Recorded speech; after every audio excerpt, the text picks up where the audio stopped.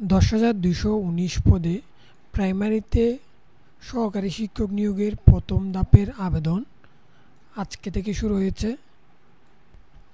আবেদন চলবে 21শে নভেম্বর 2025 রাত 11:59 পর্যন্ত।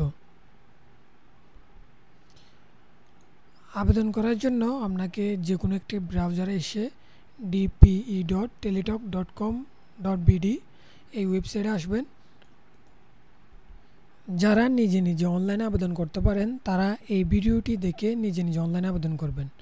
আর যারা নিজে নিজে অনলাইনে আবেদন করতে পারেন না তারা ঘরে বসে প্রাইমারি সহকারী শিক্ষক নিয়োগের অনলাইনে আবেদন সহ যে কোনো চাকরির অনলাইনে আবেদন করে নিতে আমাদের অনলাইন অ্যাপ্লিকেশন হেল্পলাইন ফেসবুক পেজে নক দিবেন, অথবা আমাদের হোয়াটসঅ্যাপ নাম্বার 01342423939 এই হোয়াটসঅ্যাপ নাম্বারে নক দিলেও আমাদেরকে পেয়ে যাবেন। এছাড়াও আমাদের অনলাইন অ্যাপ্লিকেশন হেল্পলাইন ফেসবুক পেজে আপনি সকল চাকরির সকল আপডেট সবার আগে পেয়ে যাবেন।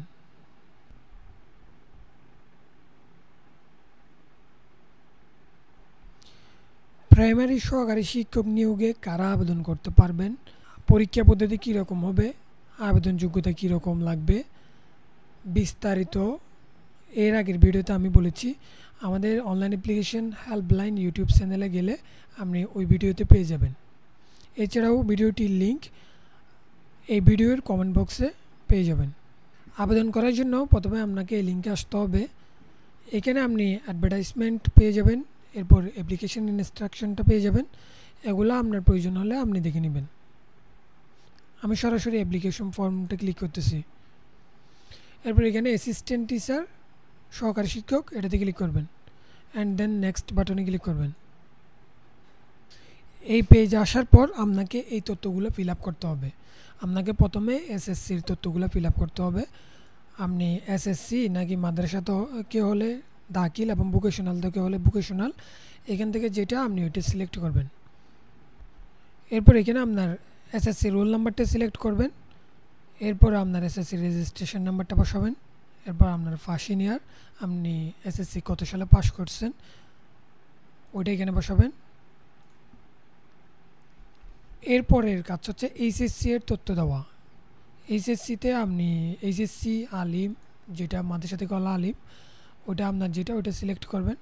এরপর আপনার বোর্ড এইচএসসি বোর্ড সিলেক্ট করবেন, আপনার রোল নাম্বার সিলেক্ট করবেন, এরপর রেজিস্ট্রেশন নাম্বারটা দিবেন অ্যান্ড দেন আপনার এইচএসসি পাসিং ইয়ারটা এখানে বসাবেন। সকল তথ্য পূরণ করার পর আপনি নেক্সট বাটনে ক্লিক করবেন। নেক্সট বাটনে ক্লিক করার পর আপনাদের এই পেজটা চলে আসবে। এখানে আসার পর আপনাদের অ্যাপ্লিক্যান্ট নেম, এরপর ফাদার্স নেম, মাদার্স নেম এবং ডেট অফ বার্থ, জেন্ডার, এগুলো আপনার সার্টিফিকেট থেকে অটোমেটিক নিয়ে নেবে। এরপরে বাকি যে তথ্যগুলো খালি আছে ওগুলো আপনাদের ফিল আপ করতে হবে। এখানে আবেদনকারীর নাম বাংলায় লিখবেন, এরপরে পিতার নাম বাংলায়, মাতার নাম বাংলায় লিখবেন। এরপরে আপনার রিলিজিয়ান যেটা হবে ওইটা এখান থেকে সিলেক্ট করে দেবেন। আপনার ন্যাশনাল আইডি যদি থাকে তাহলে ইয়েস দিবেন। যেহেতু এখানে অনার্স পাশে আবেদন করতে হচ্ছে সেহেতু ন্যাশনাল আইডি সবার থাকার কথা। ন্যাশনাল আইডি নাম্বারটা এখানে বসাবেন।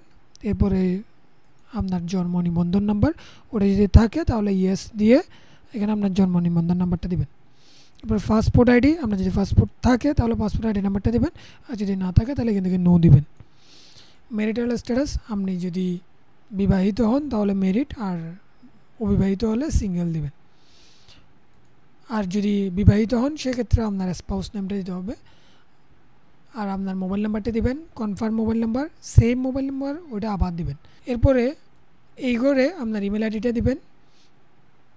আপনার যদি কোনো কোটা থাকে তাহলে এখান থেকে আপনার যে কোটা আছে ওইটা কোটাটা সিলেক্ট করবেন। কেয়ার অফ এটাতে আপনি আপনার অভিভাবকের নামটা দিবেন। এরপর আপনার গ্রামের নাম, এরপর এখান থেকে আপনার ডিস্ট্রিক্টে সিলেক্ট করবেন। এরপরে আপনার উপজেলা সিলেক্ট করবেন। এরপরে এখানে আপনার পোস্ট অফিসটা লিখবেন অ্যান্ড দেন লাস্ট এখানে পোস্ট কোডটা দেবেন আপনার। বর্তমান ঠিকানা এবং স্থায়ী ঠিকানা যদি একই হয় তাহলে এখানে টিকমার্ক দিয়ে দিবেন, আর যদি একই না হয় সেক্ষেত্রে এটাগুলা আবার ফিল আপ করবেন। এসএসসির তথ্য তো আপনি শুরুতেই দিয়ে দিয়েছিলেন, সেহেতু এখন আবার দেওয়ার দরকার নেই। এবার আপনার অনার্সের তথ্যগুলো এখানে দিবেন। আপনার যদি এখানে এক্সামিনেশন আপনার যেটা হবে ওইটা দিবেন, যদি অনার্স হয় শুধুমাত্র তাহলে অনার্স দিবেন, অথবা বিএসসি হলে বিএসসি। অ্যান্ড দেন এখানে অনেকগুলো আছে যেটা আপনার জন্য প্রযোজ্য ওটা আপনি দিবেন। আমি এখানে অনার্স দিলাম। এরপর এখানে আপনার ইউনিভার্সিটি নেম অথবা কলেজ নেমটা, ইনস্টিটিউশন নেমটা এখান থেকে দিবেন। আর যদি লিস্টের মধ্যে যদি আপনার ইউনিভার্সিটি অথবা ইনস্টিটিউশন নেমটা না থাকে তাহলে আদার্স দিয়ে এখানে আপনার ইনস্টিটিউশন নেমটা এখানে লিখে দিবেন। এরপর এখান থেকে আপনার পাশে ইয়ারটা সিলেক্ট করবেন, অ্যান্ড দেন আপনার অনার্সে কোন সাবজেক্ট নিয়ে অনার্স করতেছেন ওইটা এখান থেকে সিলেক্ট করবেন। এরপর এখান থেকে আপনার সিজিপিএ আউট অফ 4 মধ্যে কত এটা এখান থেকে সিলেক্ট করবেন, আর এখান থেকে যেটা হবে ওইটা সিলেক্ট করবেন। এরপর আপনার কোর্স ডিউরেশনটা সিলেক্ট করবেন। আপনার যদি মাস্টার্স থাকে সেক্ষেত্রে আপনি ইফ অ্যাপ্লিকেবল এখানে টিকমার্ক দিয়ে মাস্টার্সের ততগুলো ফিল আপ করবেন। আর যদি মাস্টার্স না থাকে সেক্ষেত্রে এটা টিকমার্ক দেওয়ার দরকার নেই, এগুলো ফিল আপও করতে হবে না। অ্যান্ড দেন লাস্ট আপনি এখানে একটা বসাবেন, এই কিউটটা এখানে লিখবেন, এখানে টিকমার্ক দিয়ে দিবেন, ফাইনালি সাবমিট দিয়ে দিবেন। এরপরে সাবমিট দেওয়ার পর আপনার ছবি এবং স্বাক্ষর আপলোড করতে হবে। ছবি এবং স্বাক্ষর আপলোড করার পর আমরা ফাইনাল সাবমিট করলে আপনার অ্যাপ্লিকেশন কপিটা ডাউনলোড হয়ে যাবে। অ্যাপ্লিকেশন কপি ডাউনলোড হওয়ার পর আপনি টেলিটক সিমের মাধ্যমে আপনার অ্যাপ্লিকেশনের পেমেন্টটা সম্পন্ন করতে পারবেন। যারা নিজে নিজে অনলাইন আবেদন করতে পারেন তারা আমাদের এই ভিডিও দেখে নিজে নিজে অনলাইন আবেদন করবেন, আর যারা নিজে নিজে অনলাইন আবেদন করতে পারেন না তারা আমাদের অনলাইন অ্যাপ্লিকেশন হেল্পলাইন ফেসবুক পেজে নক দেবেন। আমাদের মাধ্যমে আপনি ঘরে বসেই যে কোনো চাকরির অনলাইন আবেদন করে নিতে পারবেন। এছাড়াও আমাদের হোয়াটসঅ্যাপ নাম্বার এখানে দেওয়া আছে, আমাদের হোয়াটসঅ্যাপে নক দিলেও আমাদের সাথে কথা বলা যাবে। যে কোনো চাকরির সর্বশেষ আপডেট পাওয়ার জন্য আমাদের অনলাইন অ্যাপ্লিকেশন হেল্পলাইন ফেসবুক পেজটি ফলো করে রাখবেন।